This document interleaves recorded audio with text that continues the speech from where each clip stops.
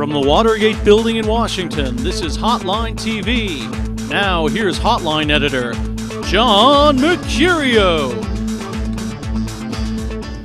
Welcome to Hotline TV, everybody. I'm John Mercurio. I'm Mark Ambender. True to form, we've got a really big show today, so let's get to it. Bill Richardson, pictured here with some well-defined cheekbones and what looks to be a frat boy peace offering of, hey, that's all I got, put his charm to use in his first campaign ad. The ad, a 30-second spot called Job Interview, begins airing today in Iowa. Mark, let's take a look. Tell me what you did as governor of New Mexico. Well, I used tax cuts to help create over 80,000 jobs. Yeah, I saw that. A lot of those jobs are in high tech, helps the middle class. Up to 6th in the nation for job growth. Balanced by budgets, put over $600 million in the classrooms, and cut school bureaucracy. New Mexico was 46 in teacher pay. Now we're 29. For what we're looking for, you might be a little overqualified. I'm Bill Richardson, and I approve this message. Okay, what's Richardson trying to achieve here with this ad? Well, there's the obvious answer, not so obvious answer. Obvious answer is the guy has a really stellar resume. People aren't nearly paying attention to it. He thinks it's his best selling point to be president. Not so obvious answer is he's kind of running for vice president, and vice presidents tend to be the resume candidates, and that's what he's touting. Well, the problem is, though, if he really wants to be president, screaming, I really want to be vice president, isn't necessarily the way to do it. The other problem with this ad, it is amusing, but Richardson isn't taken seriously. Right. A funny ad doesn't necessarily make you get you taken more seriously than well, the only thing worse than a funny ad, I think, is a bland, unfunny ad. Or and at least a serious case of athlete's foot. Or a serious case of athlete's foot. Or a skirt that looks like in the American flag. Very true. A silky skirt. And at least this ad is getting the sort of play that he wanted, which is people sort of playing to his humor, sort of helping introduce him to a lot of people as somebody who they could like and invite into their house. And I think that's important. It's definitely going to be. It's definitely effective for him. It's effective for him and who he is. But what we're seeing, I think, we haven't seen ads from Hillary, we haven't seen ads from Barack Obama, but we are seeing, I think, the difference and the distinction between the sort of advertising rollout of a second-tier candidate like Bill Richardson versus the advertising rollout of somebody who's much better known to the American people, especially people in Iowa, is John Edwards. His ad comes out. It hits the issue of Iraq. It hits the Democrats in the Senate very hard on the issue of war funding, and that's an ad that because he's been introduced, he spent the 2004 campaign introducing himself. He doesn't have to do that. He can actually go directly to the things that voters actually care about. And look, this ad is about one thing, very, very simple. If you want to be smart about politics, one thing you should keep in your minds are anything John Edwards does is going to be about winning Iowa. Very, very simple. And the biggest issue in Iowa now among Democrats is Iraq. And there's absolutely no downside for him to keep pounding on this issue as he has. He has a petition, 100,000 signatures sent into Democratic senators urging them not to compromise with President Bush. This is going to be, if you, Johnny One Note is essentially what you're going to see from John Edwards between now and the election. And quite frankly, it is probably the only way that he can win the election if he wins decisively in Iowa. He knows that, his campaign knows that, hence these ads. What are we going to see, Obama? You're hearing word about a potential for Obama rollout? Well, we know that media buyers attached to his campaign went around to stations, television stations in some of the early states, asking about current rates, which means that they might be thinking of a current ad buy, and future rates, allegedly based on the need to budget for the rest of the year. But the fact that, again, they're looking at current rates, maybe they're thinking of going up with an ad. What type of ad should Barack Obama start to run? It's not necessarily obvious. Well, it's not exactly. That's exactly right. It's sort of, he's sort of stuck between. He obviously is a first-tier candidate in terms of polling and money and organization and everything. But he does have to introduce himself to the public in a way that I think in fact wants to introduce himself to the public in a way that Hillary doesn't, in a way that Edwards doesn't, and in a way that maybe the media hasn't allowed him to. I mean, once you have control of the message with a paid advertising strategy, you really have to do what you can to introduce yourself. I agree. All right, we're out of time for this segment today. Thank you so much for joining us, Mark. My pleasure. All right, a delegation of Republican moderate lawmakers traveled to the White House on Tuesday to meet with President Bush and some of his top advisors. Maura O'Brien here to discuss this important meeting with us. Walk us through exactly what they discussed.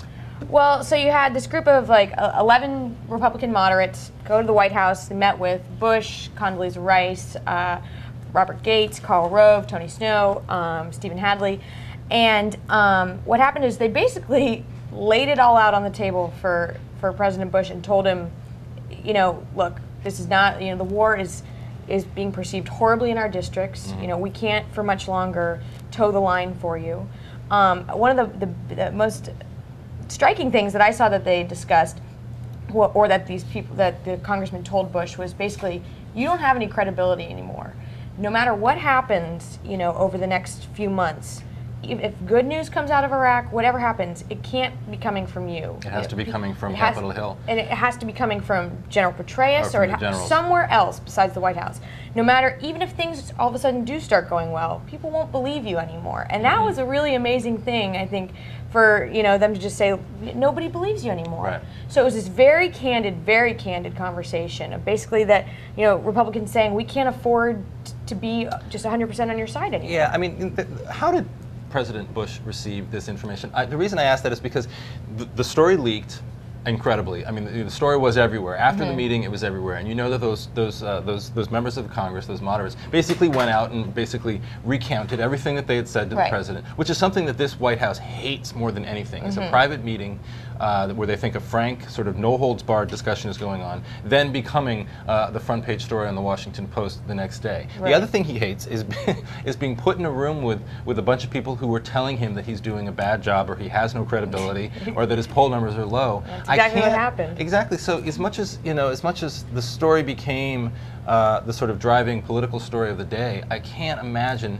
that President Bush does much about it, because look, does he care more about what happens in Iraq, or does he care more about what happens in these moderate districts? Exactly. He absolutely, that was, so it seems like the response was, according to people who were there, that he listened. He took, they described he was kind of sobered by it, by what they said, but he still said, look, the most important thing to me is what happens in Iraq. Right. And I highly doubt that that anything besides that is was what he's looking at. I can't imagine that any one strategy meeting that takes place from now on, President Bush is going to be sitting there thinking about strategy in Iraq and wondering, gosh, what would Ray LaHood think about this? Exactly. What would Mark Kirk think about this, or what would Chris Shays? Tom Davis. Yeah, it's just like It actually, I think, can backfire. The fact that they held this meeting, and then the fact that they came out and tried to spin the meeting, I think, can ultimately serve as a real problem for these Republicans. Right. I mean, it could, and if anything, it could maybe just embolden him a little bit more. I mean, it doesn't seem like Bush has much of a problem. I mean, he's gotten used to, I think, being unpopular and being on his own. Which is a really striking arc to the storyline of this Republican, this president coming into office, Karl Rove, intending to sort of create this enduring Republican majority for generations and generations, leaving office and having to basically, according to the people who went to this meeting yesterday, have to basically choose between the future of Iraq, or the way that he sees, or the future of the Republican Party, because he can't have both. Right. Interesting Very how it played out. All right, well, thanks for coming by, Maura. Thank you very much for having me.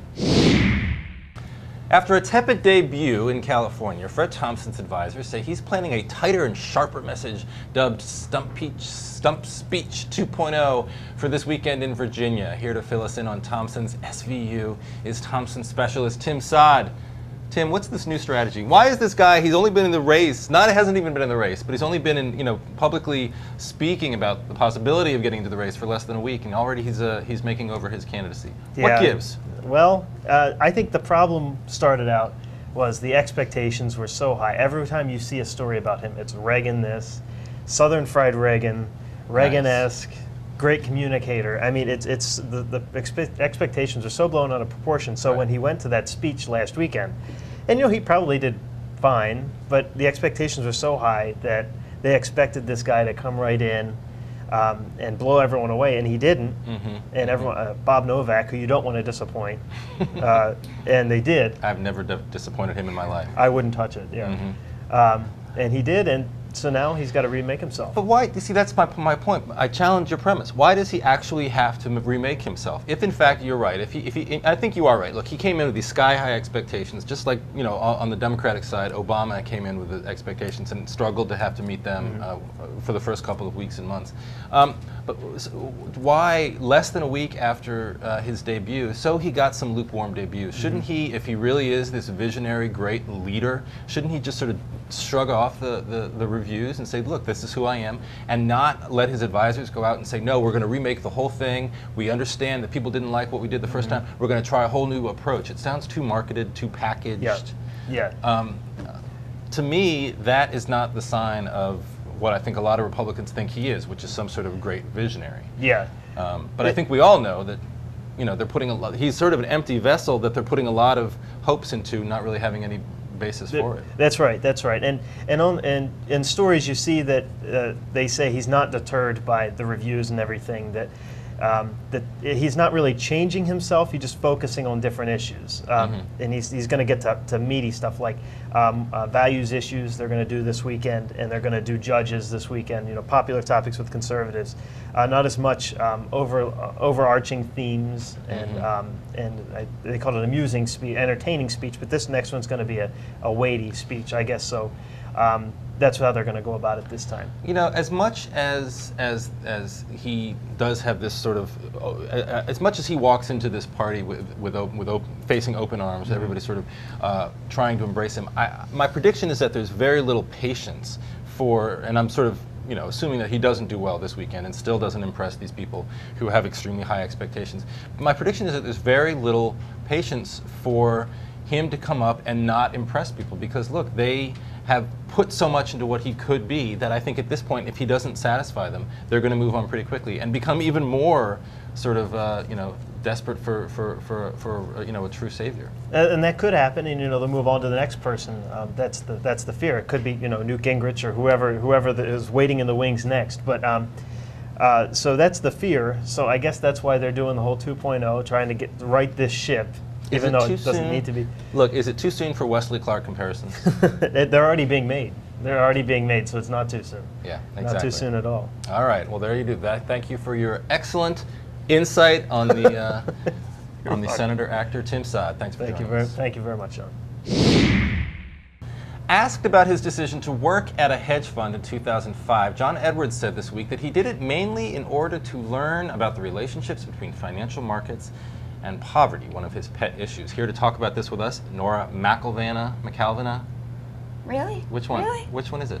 Really? I eventually I will get your name straight, but I believe. Yeah, until you do. Let's just call you Nora. How about that? That works. What that was works. John Edwards thinking? Why is he insisting on you know, talking like this? Right. You know, I mean, this was not the answer to give. This is the thing that's been plaguing his campaign since the financial reports came out on March 31st with the haircut story, this accusation that he's advocating poverty, but advocating a cure for poverty, but isn't advocating living poverty.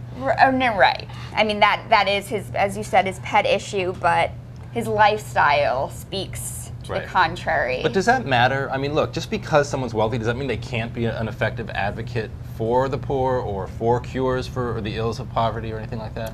I don't know. I mean, I don't think it's the same thing as, you know, maybe voting for the authorization for the use of force in Iraq in 2002 and then coming out after it's no longer popular and apologizing and saying your vote was wrong. Right. That's a bigger problem. Right. Oh, definitely. But I mean, I think this is disappointing to people that really, when you speak about Jimmy Carter, for example, famously sent his daughter to public school in D.C., would never, you know, didn't want to ride limos, was very, and I think that could speak well to any, it only enhances his argument. Well, I think the problem, not just with Edwards, but with all of these candidates, maybe with the exception of Barack Obama, is that every one of them right now, in some way, if you think about them over the past week, the front-running candidates in both parties is struggling to convince voters that they are the real thing, that they're authentic, whether it's Giuliani in the issue of abortion rights and how he prevaricated all back and forth on the issue, whether, you know, Romney also sort of on abortion rights is still trying to convince people that his reversal is authentic. Edwards, as we just talked about, Hillary Clinton and John McCain still, you know, within their own parties are still trying to convince the base that they'll represent them. So, you know, it's actually interesting. Obama is the only one that I can think of right now who isn't sort of spending a lot of time and energy on that sort of argument that, look, I really am sincere. Right. And I think that's why I think that's part of why he's doing so well in the polls. I think it's also that a lot of things have come up that these candidates need to apologize for, and they're struggling with, the Edwards camp is struggling with how to squash these stories. I mean, this is going on for a month and a half, and he came out and said, I needed, I was doing this because I wanted to learn about the issue, which is fine, but he could have picked up a book, he could have gone on the internet, he could have done... It almost seems like it's amateur hour, though, for these guys. I mean, with Giuliani's response last week in the debate on abortion, with Edwards, as you're talking about right now, I mean, they've all presumably had plenty of time, definitely Giuliani and Edwards, to think about how they would respond to this sort of thing. And so it's perplexing. Well, here's some advice. Look into the camera and apologize. I'm sorry. As we will do for this segment. Thank you so much for joining us, Nora. Thank you. Will you learn my name next time? I'll try. All right. Finally today, we've got our 2-minute warnings. Hooray. Go. You. Start. Talk. All right, John. RNC Chair Mel Martinez said that, quote, we may need to think about a national primary day, end quote. John, what do you think? I think we'll think about it when our TiVos are good and ready. Paris Hilton is circulating a petition that begs Arnold Schwarzenegger to pardon her DUI conviction. Seriously, how soon before this idiot is waiting tables in Reno? Obviously not soon enough. That's what I'm talking about. Soon enough. All right, so John, Rudy Giuliani says that his hidden talent is listening. Does that surprise you? Yeah, it really does. I thought his hidden talent was dressing up like a woman and singing show tunes. But then I guess that's not really hidden. Ouch. All right, it turns out that Senator John Thune is planning to hold a roundtable next week on wind. Any thoughts on wind, Catherine? I think that no amount of wind can blow through Thune's hair. Nice. Very true. And yours neither. It's Obviously. very helmetified. In a good way. In a really good way. I don't know if there's a good way of saying that. Okay. Representative Dave Obey said that he told Dennis Kucinich to read the, quote, goddamn language of the proposed war spending bill. Do you think Kucinich reads? Just love letters from his wife. Oh. And that'll do it all for today. Thank you so much for joining us on Hotline TV. We'll see you on Monday. Have a great weekend.